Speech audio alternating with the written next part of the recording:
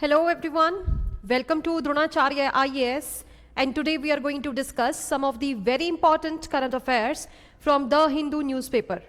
So आइए शुरू करते हैं डिस्कशन, और ये डिस्कशन आपके लिए बोथ प्रीलिम्स एंड मेंस में हेल्पफुल रहता है. So keep watching the video first. Let us discuss the very first article that is related to Pamban Bridge and engineering marvel. If we talk about this Pamban Bridge, this has been inaugurated recently by Prime Minister of India, and इसमें एक खास बात जो हमें देखने को मिली है कि जो as old defunct British era का ब्रिज जो यहाँ पर लोकेटेड था, which in earlier times provided connectivity between the mainland India and the Pamban Island, तो उसके बीच में जो connectivity बननी थी that was defunctioning since a very long time. लेकिन अब एक नया ब्रिज बना दिया गया है, as you can see on the screen in this photo, this bridge here. Yes, this bridge is an example of lift bridge. इसमें क्या खास बात है कि पहले का जो ब्रिज होता था, and you must have seen in the London also over Thames most probably various reverse पर जो ब्रिज बनाए जाते हैं, अगर उनमें हमें शिप्स को लेके जाना है तो शिप्स की जो हाइट होती है that is very very high. तो यहाँ पर ये ब्रिजेस के अंडर से शिप्स को क्रॉस होने में प्रॉब्लम आती है. तो कई बार जो हमें ये ब्रिजेस देखने को मिलते हैं वो इस तरीके के देखने को मिलती हैं कि ये दोनों साइड से ओपन हो जाते हैं एंड एक समय पर एक ही शिप वहां से क्रॉस कर पाती है. लेकिन what we have achieved now, like some other countries as well, जैसे कि जर्मनी की हम बात करें, वहां पर तो बहुत पहले से ऐसे ब्रिजेस बनाए जा रहे हैं. लेकिन इस ब्रिज में इंडिया का ये सबसे पहला अनोखा ऐसा ब्रिज देखने को मिल रहा है जिसमें एक लिफ्ट सिस्टम लगाया गया है कि ब्रिज ऐसे खुलने की बजाय it will lift up and at single time, at one time, many ships could be crossed under this bridge. ये पूरा का पूरा ब्रिज ही जो है वो ऊपर उठ जाएगा. तो सबसे पहले अब यहाँ पर ये तो आर्टिकल के बारे में था, कितनी मीटर इसकी हाइट है, कितना डिस्टेंस है, ये सब आपका फैक्चुअल पार्ट है. एंड साथ में ये भी आपको याद करना है कि ये कौन सी स्ट्रेट के ऊपर बनाया गया है. So it is between, it has been made on the Palk strait. It could be asked in the form of geography question, क्योंकि अभी ये बहुत इंपॉर्टेंट स्टेप लिया गया है इंडियन गवर्नमेंट की तरफ से, इसका इनॉग्रेशन किया गया है. So that is why park straight will be important for your prelims, and also the name of the bridge will also be very very important. इस आर्टिकल में आपको और भी कुछ जो ब्रिजेस हैं वो उनके एग्जाम्पल्स दिए गए हैं. Let us now discuss this article very holistically. Okay, so here you can see is prime minister ने ये जो ब्रिज है इसको इनॉग्रेट किया है. अब ये किस किस को कनेक्ट करने वाला है? It is going to connect the Rameswaram island of the Tamil Nadu coast with Ramanathapuram on the mainland. Rameswaram को ये तमिलनाडु की मेनलैंड से क्या करेगा? कनेक्ट करने वाला है. And this has been constructed at 500 approximately 500 crore, which is not at all important for you. लेकिन इसकी अगर आपको लेंथ पता हो तो इट विल बी बेटर कि 2.07 किलोमीटर की ये इसकी लेंथ है. And it is a bridge over the park straight. The most important aspect is this park straight. पूछा जा सकता है पार्क स्ट्रेट पर जो ब्रिज बनाया गया है वो क्या सबसे हाईएस्ट ब्रिज है, या ये पूछा जा सकता है क्या वो सबसे लॉन्गेस्ट ब्रिज है. अगर आपने इसको बस ऊपर ऊपर से सुना, इन डिटेल में ये न्यूज कवर नहीं करी, तो you might get confused in the prelims. लेकिन यहां पर हम डिटेल में इसको डिस्कस कर रहे हैं कि एक ये लिफ्ट आपका ब्रिज देखने को हमें यहां पर मिल रहा है, one of its kind, right. तो prime minister also flagged off new train service. फिर अब जो कनेक्टिविटी है उसको और आगे बढ़ाने के लिए एक और यहां पर जो ट्रेन सर्विस है उसको इनॉग्रेट किया गया है प्राइम मिनिस्टर की तरफ से, right. Then next what we can see is Prime Minister described the new bridge in India's first vertical lift sea bridge. This is the first vertical sea bridge and engineering wonder इसको बोला गया है साथ में. Then trade and tourism की अगर हम बात करें, how is this bridge going to help? इसका क्या काम क्या है? अगर आपने बनाया है इतना सारा 500 करोड़ पैसा लगाया है तो what is the purpose of this bridge? इस ब्रिज से क्या होने वाला है? सबसे पहली बात तो इसमें हम ये इंट्रोडक्शन में लिख सकते हैं that it is a melting pot of culture and it is a melting pot of engineering wonder.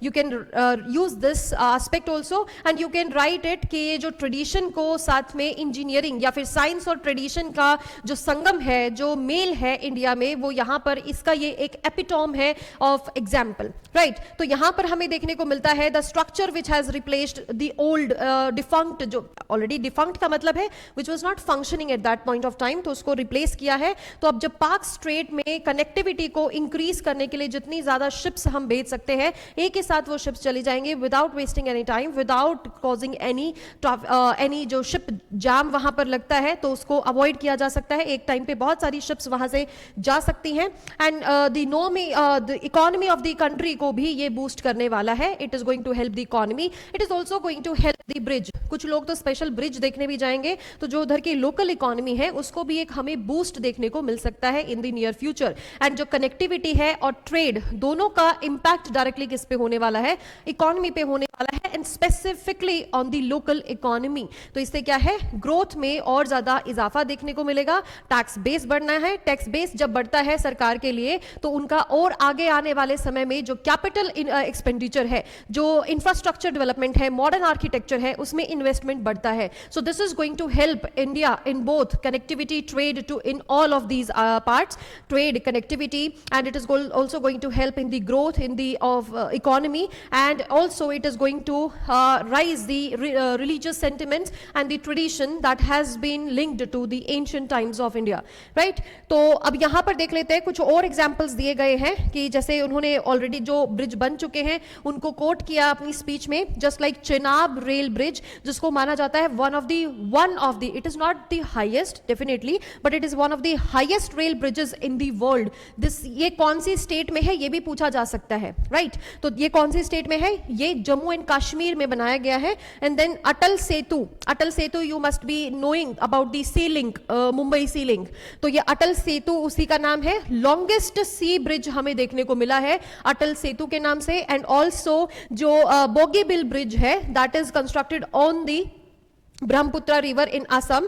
And Pamban bridge जो अभी हम यहां पर डिस्कस कर रहे हैं, आपसे पूछा जा सकता है पंबन ब्रिज कहां है। पंबन ब्रिज केरला के अंडर आता है, केरला को और कर्नाटक को कनेक्ट करता है, या केरला और तमिलनाडु को कनेक्ट करता है, ये आपसे पूछा जा सकता है। So this is important, these all जो आपको ब्रिजेस यहां पर दिए गए हैं, kindly make a short note of them कि आपको याद रहे, राइट? तो इंपॉर्टेंट है, पूछा जा सकता है पेयर फॉर्म में। So this is also like saying कि जो ट्रेन्स हैं यहां पर वो हेल्प कर रही है ऑलरेडी, जो इकोनॉमी है उसको बूस्ट कर रही है। फॉर एग्जांपल वंदे भारत का नाम लिया है, अमृत भारत है, नमो भारत है, राइट? तो कनेक्टिविटी जो स्टेट्स में अगर बढ़ती है तो इससे क्या है, रीजनल जो इकोनॉमी है, लोकल इकोनॉमी है, उसको भी हमें यहां पर एक बूस्ट देखने को मिलता है, करेक्ट?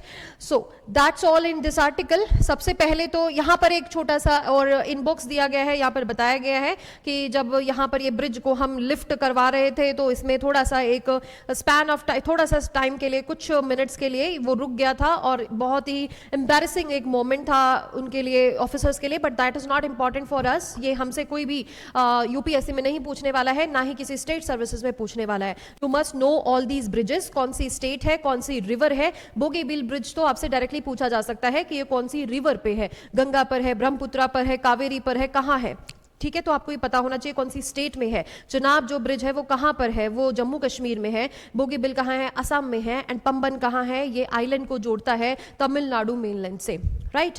ओके जी, let's move on to the next article now. Yes, so this article is also important.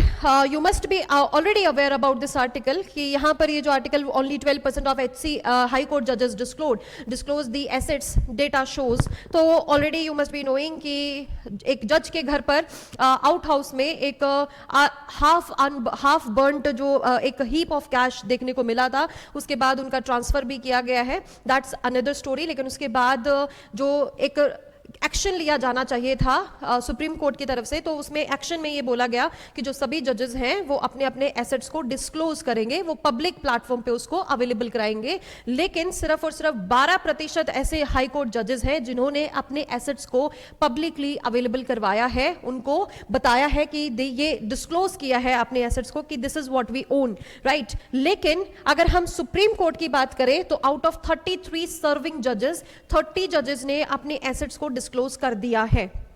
But question arises is, क्या ये काफी है हमारे लिए कि जो ये केस हुआ है, या तो फिर इसको करप्शन, अभी करप्शन चार्जेस नहीं लगे हैं, but media has already assumed कि ये उन्हीं से रिलेटेड थे, बिकॉज फिर बाद में पुलिस ने भी एंड सुप्रीम कोर्ट की जो जांच की कमेटी है उन्होंने भी एक प्रोसेस लगाया है, इसमें एक तरीका अपनाया था कि हो सकता है कि जो और उधर जो सर्विस दे रहे हैं जज के हाउस में, क्या पता उनका भी ये इससे कोई रिलेशन हो सकता है, उनके कॉल रिकॉर्ड्स एंड उनकी वीडियो रिकॉर्डिंग सब कुछ वहां पर अवेलेबल करवाया गया है। अभी तक इसमें कोई फाइनल जवाबदेही नहीं आई है, लेकिन उसके एक्शन में क्या सिर्फ इतना स्टेप लेना कि अपने एसेट्स डिस्क्लोज कर दो, क्या ये एनफ रहेगा?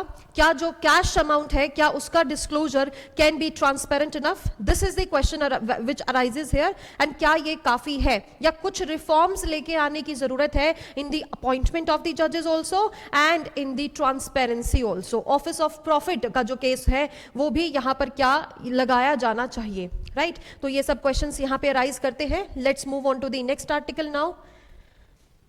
Okay, very nice article here. 20% reservation for Agniveers in Haryana. Police recruitment after just a second, after army service, says the chief minister of Haryana. So what is important here? और ये article हम discuss क्यों कर रहे हैं? Because ये तो एक स्टेट पॉलिटिक्स से रिलेटेड होगा आपके अकॉर्डिंग, लेकिन हम इसको डिस्कस क्यों कर रहे हैं? एक रीजन है कि अग्निवीर स्कीम यहाँ पर हमें देखने को मिल रही है, लेकिन जो दूसरा एक इंपॉर्टेंट एस्पेक्ट है, that is it has already been asked in the state services of Haryana. जो HCS का एग्जाम होता है उसमें ये पहले भी पूछा जा चुका है, तो in future also it can be asked, it could be asked in the HCS or other state services, or specifically we can say in the UPSC also if we talk about this scheme, right? तो इस article में क्या बात करी गई है? It talks about the Agniveer scheme. Agniveer scheme के according क्या है कि जो यंग ऑफिसर्स, यंग जो सोल्जर्स हैं उनको भर्ती किया जाएगा for the period of 4 years। 4 साल तक ही भर्ती किया जाएगा यंग जो वर्कर्स, यंग जो सोल्जर्स होंगे, लेकिन ऑफिसर रैंक से नीचे ही होंगे, राइट? देन उनको रिटायर कर दिया जाएगा उनकी जॉब से। लेकिन इंपॉर्टेंट बात क्या है कि जो ऑफिसर जो परमानेंट कमीशन से रिटायर होते हैं उनको एक पेंशन दी जाती है, लेकिन यहां पर पेंशन नहीं दी जाएगी, ठीक है? जो रिटायर होंगे 4 साल की सर्विस के बाद उनको कोई पेंशन नहीं मिलती है। And that is why also कि अब बिकॉज उनकी जो सर्विस है वो सिर्फ 4 साल की है, तो इसकी वजह से एक क्वेश्चन उठता है कि क्या इनकी लॉयल्टी पर, जो इनको आप अपॉइंट करेंगे, क्या इनकी लॉयल्टी पे एंड जो फेथफुल जो सोल्जर्स हमें पास्ट में देखने को मिलते हैं, क्या उस पर क्वेश्चन नहीं खड़ा होगा कि उनको इंसेंटिव क्या मिल रहा है? तो इंसेंटिव के नाम पे ये बोला जा सकता है कि यहाँ पर जब अगर कोई इन केस कोई डेथ सिचुएशन हमें देखने को मिलती है तो वहां पर 1 करोड़ तक का जो हर्जाना है वो भरा जा सकता है। And also in case of injuries also some kind of incentive will be definitely given. क्या यहां पर विमेन भी अलाउड है? यस, विमेन और you can say girls are also allowed in this entry, लेकिन इसमें कोई विमेन के लिए रिजर्वेशन नहीं है, राइट? 4 साल की सर्विस वो दे सकते हैं। तो क्या जितने भी इसके अकॉर्डिंग रिक्रूट किए जाएंगे सोल्जर्स, क्या सभी के सभी रिटायर हो जाएंगे 4 साल के बाद? No, 25% of these recruited soldiers will be taken back, will be appointed in the permanent commission. उनको परमानेंट कर दिया जाएगा, लेकिन that will not be based on the selection, vague selection नहीं होगा, that will be based on the merit, कि वो किस तरीके से परफॉर्म करते हैं। आउटस्टैंडिंग परफॉर्मेंस, मेरिट बेस्ड जो ये अपॉइंटमेंट होगी परमानेंट कमीशन में, that will be very very interesting to see कि जो 25% जो सोल्जर्स हैं उनको कैसे यहां पर रखा जाएगा। अर्लियर जो इसमें एज थी, वो मैक्सिमम जो एज थी दैट वाज 21 एंड उसको 23 भी रेज कर दिया है। So these are all the important aspects. अब यहां पर जो आर्टिकल है ये कह रहे हैं कि अग्निवीर स्कीम में मान लो कोई सर्व करके आया है, लेकिन उनको परमानेंट जो कमीशन है वो नहीं वहां पर मिली है, सिलेक्ट नहीं हो पाए हैं, एंड जो उनके प्रोडक्टिव ईयर्स थे, जो पढ़ने का समय था, वो उन्होंने देश के लिए समर्पण कर दिया है, and they have given their 4 years of life to the service of the country, then they will be given 20% reservation in the police recruitment. This is a very commendable job from the state government of Haryana, and this could be replicated by the other states also for giving the incentives for the people of the states, for the citizens of the country, ताकि उनको जब वो वापस अपनी जिंदगी में मुड़ के देखें कि what have we achieved in the 4 years, तो उनको एक थोड़ा सा सहारा यहाँ पर हमें देखने को मिल सकता है via this reservation process, right? And that is also in the specific on the police only. ऐसा नहीं है कि बाकी सभी जॉब्स में भी उनको रिजर्वेशन दी जा रही है, it is just for the police, right? Okay, let's move on to the next article now.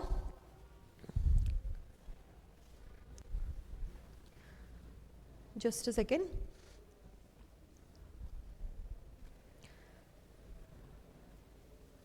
Yes, this article is important here.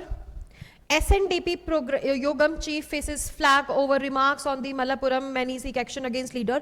This is definitely a politics based article. We don't need to discuss this here, but this SNDP is very, very important, right? Shri Narayan Dharam Paripalan Yogam. This is important from the modern history point of view, or you can say from the GS1 perspective, right? So SNDP movement क्या थी? SNDP जो ये योगम है, that was started by the Shri Narayan Guru in 1903, and इसका एक precursor movement भी हमें देखने को मिली थी in the form of Aravipuram movement of 1888, right? These both are related to the south state, and जो ये जो DP ये योगम बनाया गया था, that was specifically made for the Izhawas of Kerala. They were the untouchables of the Kerala, और इनके जो religious reforms हैं and educational reforms हैं, इनके लिए ये movement start करी गई थी. इसको आप temple entry movement of the South India में भी cover करते हैं. So this is important. It could be asked directly in the prelims, right? Okay, let's move on to the next article now.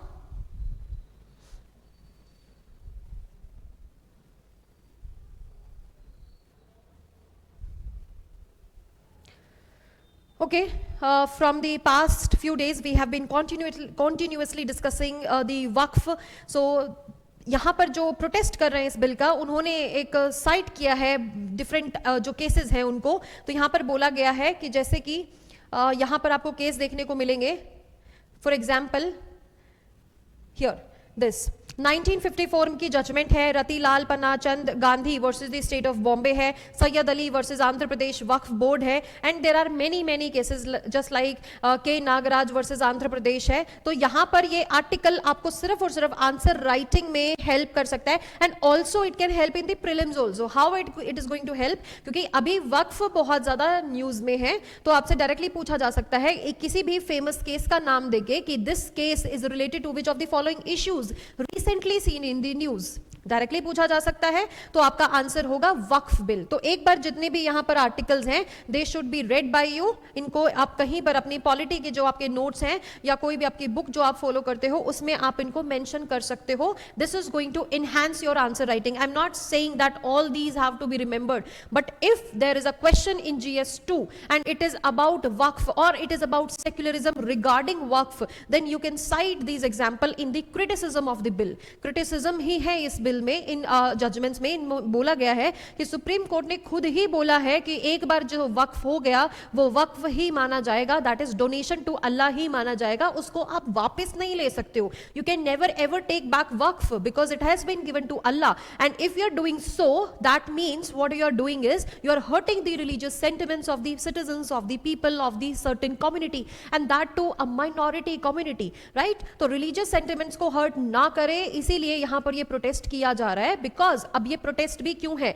ये पूरा article that is not as in important for you, लेकिन आपके लिए important क्या है यहाँ पर कि ये प्रोटेस्ट हो क्यों रहा है. दिस प्रोटेस्ट इज बिकॉज एक जो चेंज देखने को मिला है अभी हमें वक्फ बिल के थ्रू. उस बिल में बोला गया कि जो बाय यूसेज जो वक्फ माना जाता था, अब उसको डिलीट कर दिया गया है. बाय यूसेज वक्फ नहीं माना जाएगा. That means in previous videos also we have discussed, but again I am summarising for you.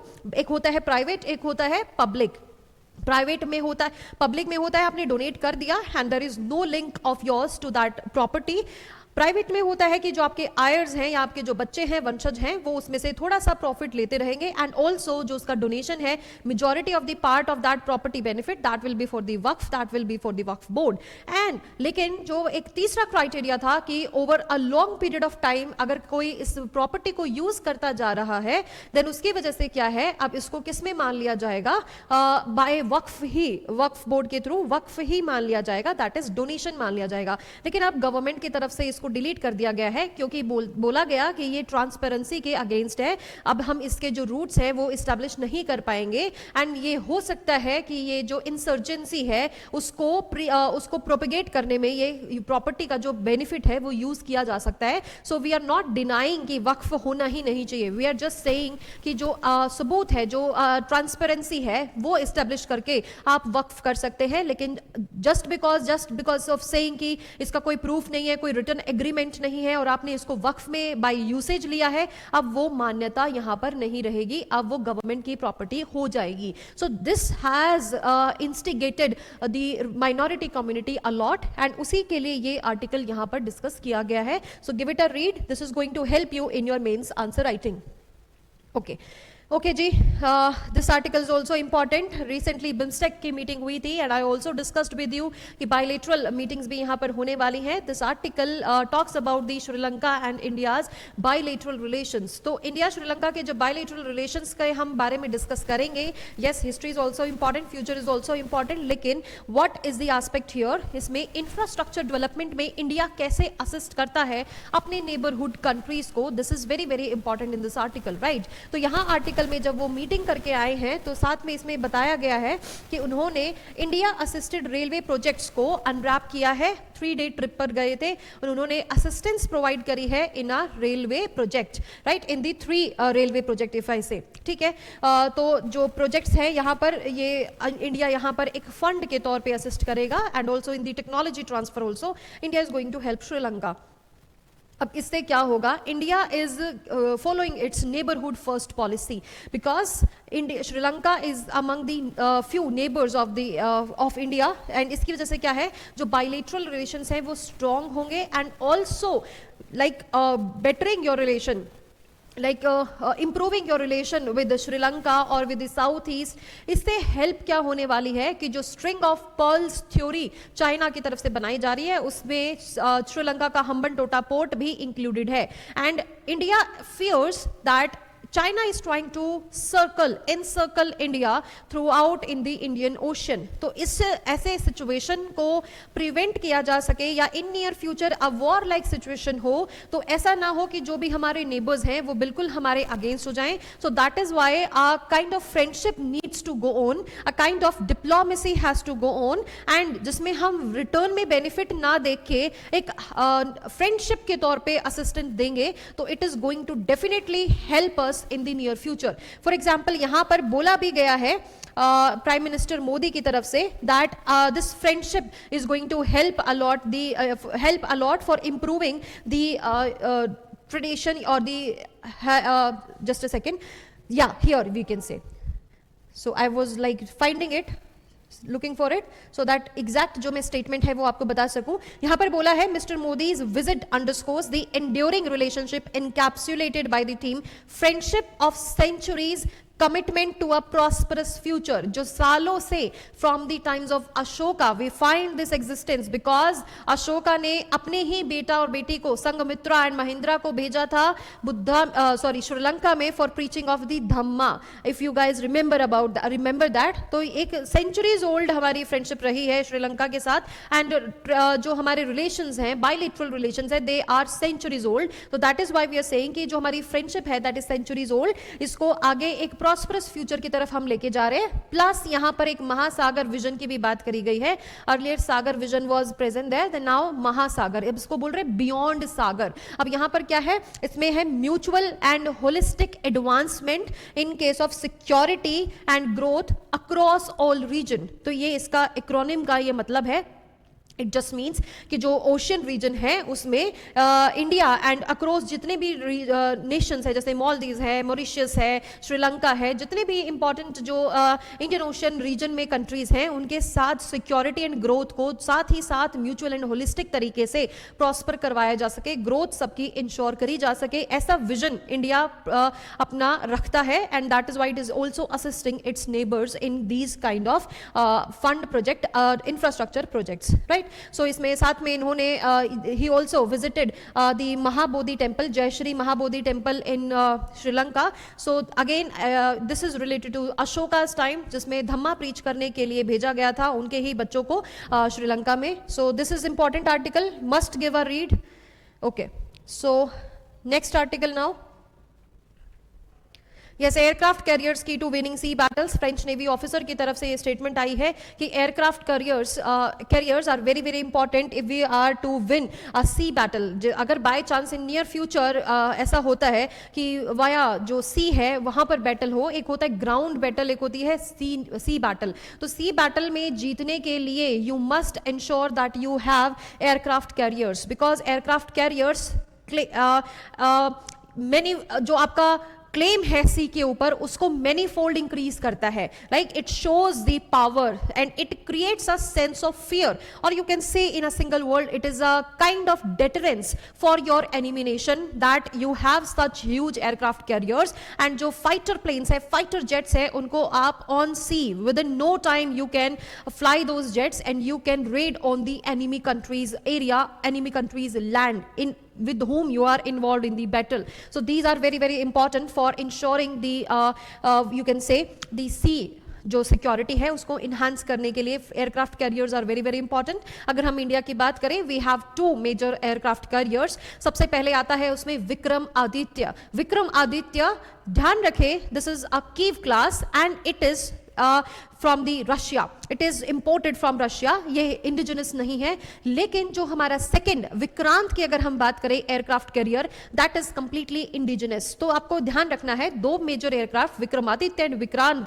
Are there in India, operational जिनको हम बोल सकते हैं, लेकिन जो विक्रांत है दैट इज इंडिजिनस। एंड जो अगर हम बोले Vikram Aditya, that is that technology and that aircraft carrier has been taken from Russia. ये आपके लिए यहां पर इंपॉर्टेंट है प्रीलिम्स पर्सपेक्टिव से। Yes, here also this word, single word is important for you. यहाँ पर आपको देखने को मिलेगा सेमाग्लूटाइड। तो ये कार्डियोवास्कुलर एंड डायबिटिक एक मेडिसिन है।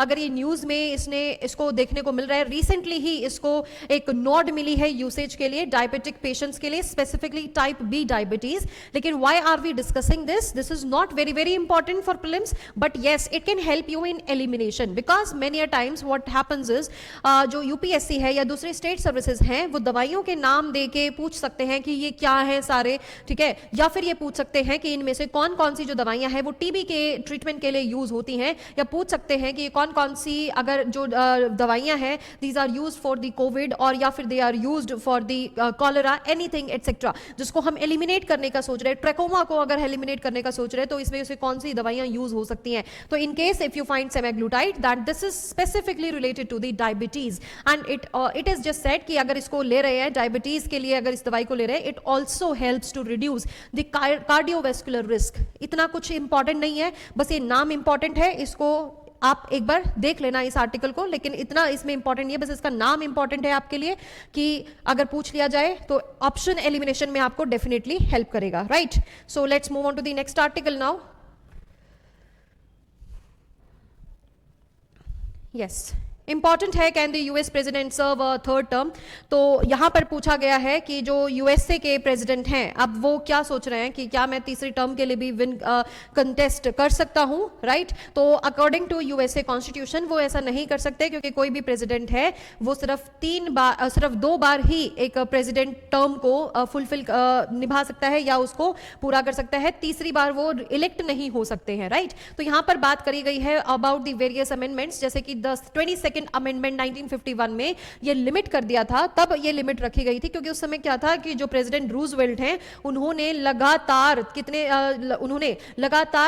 4 टर्म प्रेसिडेंसी का किया था, एंड इसकी वजह से क्या है कि इतने बार री इलेक्ट एक ही आदमी नहीं हो सकता है, दैट इज वाई उन्होंने ये एक लिमिट लगा दी है, राइट। तो यहां पर जो वाइस प्रेसिडेंट का लूप होल उन्होंने ढूंढ निकाला है, तो यहां पर ये जो ट्रंप है वो कह रहे हैं कि ऐसा करता हूं कि मेरी जगह पे जो दूसरे जो प्रेसिडेंट बनेंगे, fine, I will be running for the vice president, and फिर वो अपनी सीट से रिजाइन कर देंगे, then again I will be president, because vice president has to take place in case of vacancy in the president's office. So that is why this is also important. लेकिन यहां पर क्या बोला गया है कि इस लूप होल को भी खत्म किया हुआ है कि अगर कोई लीगली वैलिड नहीं है, एलिजिबल नहीं है प्रेसिडेंट की पोस्ट होल्ड करने के लिए, तो वो वाइस प्रेसिडेंट के लिए भी इलेक्ट नहीं हो सकता है, राइट। तो ये इस कंटेंशन को खत्म करता है। लेकिन इसमें कुछ दूसरे तरीके भी बताए हुए हैं कि वाइस वाइस प्रेसिडेंट का रूट तो ब्लॉक्ड है, लेकिन एज सक्सेशन वो वहां पर जा सकते हैं। साथ में तीसरा पाथवे यहां पर बताया गया है कि 22nd अमेंडमेंट को, जो कि अनलाइकली है कि इस 22nd अमेंडमेंट को खत्म ही कर दे, और वही वहां पर फिर वो मेजोरिटी की बात है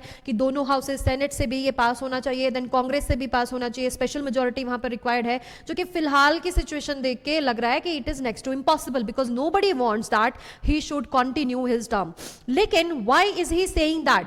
ये क्या तरीका है, ये क्यों बोल रहे हैं ऐसे कि हमें कॉन्स्टिट्यूशन के अगेंस्ट जाके मेरी टर्म को लंबे समय तक चलाइए? Why are they saying that? Because recently different countries में ये देखने को मिल रहा है, जो मेजर पावर्स हैं वर्ल्ड की, जस्ट लाइक रशिया है, जस्ट लाइक टर्की है एंड चाइना है, तो उनमें जितने भी यहाँ पर जो मेन हेड है, स्टेट हेड है, दे आर कंटिन्यूइंग अनलिमिटेड जो टाइम के लिए वो अपनी पावर को कंटिन्यू करते जा रहे हैं, और वो कह रहे हैं कि ऐसे लीडर से डील करने के लिए मेरा पावर में बना रहना बहुत जरूरी है, right? This was the major aspect of this article, but this article is not in itself important for you, it can be important and it has been also asked कि यूएसए के president में और India के president में क्या similarities है, so that you have to cover from the polity part, that you cover in the GS paper 2। तो India के प्रेसिडेंट के बारे में अगर हम बात करें, article 52, there shall be a president of India, and also इसके इलेक्शन की बात करें एंड इम्पीचमेंट की बात करें, तो इलेक्शन में सिर्फ और सिर्फ elected representative of both the house of the parliament and the state legislative assembly of all the states and Delhi and Puducherry के सिर्फ और सिर्फ इलेक्टेड मेंबर्स ही यहां पर वोट कर सकते हैं, एंड वोट भी होगी proportional representation, single transferable vote, that is for short we call it PRSTV जो सिस्टम है, उसके थ्रू ये किया जाता है इलेक्शन। एंड ऑल्सो अगर हम रिमूवल की बात करें तो उनको सिर्फ इम्पीच ही किया जा सकता है। यस, अगर उनका जो टेन्योर है 5 साल का वो खत्म होता है तब भी उनको हटाया जा सकता है, तब भी वो हट जाते हैं अपनी पोस्ट से automatically according to the constitution. And अगर हम बात करें रेजिग्नेशन की, yes in the case of death also, लेकिन दूसरा है इम्पीचमेंट, कि जब अगर वो कॉन्स्टिट्यूशन से अबाइड नहीं करते, कॉन्स्टिट्यूशन के अगेंस्ट जाते हैं, देन ऑल्सो अब impeachment process is available in the constitution, and उसके लिए बड़ी सारी जो फॉर्मल जो फॉर्मेलिटीज है वो करनी पड़ती है, नोटिस देना पड़ता है, साथ में special majority in each house, that is a very cumbersome process. And लेकिन उसकी अभी तक जरूरत हमें पड़ी नहीं है कि एक प्रेसिडेंट को इम्पीच किया जाए इंडिया में, but yes this is important for your exam perspective, ये आप इसको एक बार पढ़ के देखना। एंड ऑल्सो इन कॉन्सोनेंस, जैसे ही आप ये आर्टिकल पढ़ेंगे, साथ ही तभी के तभी आपने अपनी किताब उठानी है, अपने नोट्स उठाने हैं, और उसमें प्रेसिडेंट तभी के तभी कवर कर लेना साथ में, बिकॉज इससे क्या है, वो रिफ्रेश हो जाएगा, वो रिवाइज हो जाएगा, राइट? ओके, सो यहाँ पर एक आर्टिकल की बात करी गई है, काचा गचिबौली। तो ये जो एरिया है, पूछा जा सकता है रिसेंटली सीन इन न्यूज, काचा गचिबौली ये एरिया कहाँ पर देखने को मिलता है? तो ये हैदराबाद यूनिवर्सिटी के आसपास का ही एरिया है, राइट? हैदराबाद यूनिवर्सिटी कैंपस जब बनाया गया था तो उसमें काफी सारी जमीन यूनिवर्सिटी को दे दी गई थी, लेकिन धीरे धीरे बोला जा रहा है कि गवर्नमेंट ने, बिकॉज वो लैंड जो है वो फैलो पड़ी हुई थी, उसको यूज नहीं कर रहा था यूनिवर्सिटी, तो गवर्नमेंट ने धीरे धीरे क्या किया, उसमें एंक्रोचमेंट करी है, एंड दूसरे इंस्टीट्यूट्स उसी यूनिवर्सिटी के कैंपस लैंड पे उन्होंने बना दिए हैं। एंड अब क्या कर रहे हैं, यहाँ पर ह्यूज जो डिफोरेस्टेशन है वो देखने को मिल रहा है। इसका सीधा सीधा जो आंसर है वो हमें यहाँ पर ये देखने को मिलता है कि ऐसा कर क्यों रहे हैं, बिकॉज क्या है, जो स्टेट का डेट है, डेट बर्डन वो बहुत ज्यादा है, और डेट बर्डन को सोच रहे हैं कि अब यहाँ से ये जमीन को हम ऑक्शन कर देंगे, तो इससे क्या है, स्टेट के पास थोड़ा सा पैसा आ जाएगा, एंड उसकी वजह से क्या है, जो डेट है उसमें हल्का सा हम उसको कम कर सकते हैं।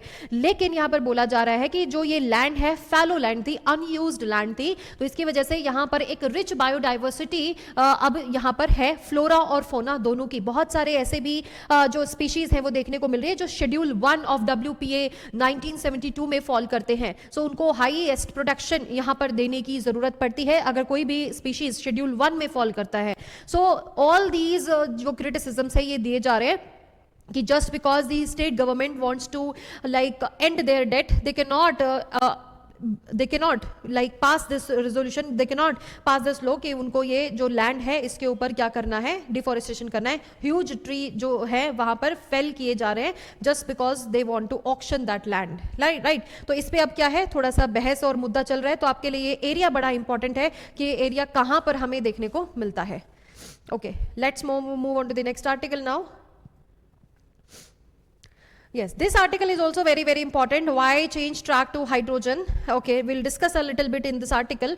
तो अगर हम ट्रैक टू हाइड्रोजन की बात करें, इस आर्टिकल में वैसे तो बोला गया है कि India has done a very very good job in electrification of its vast railway network.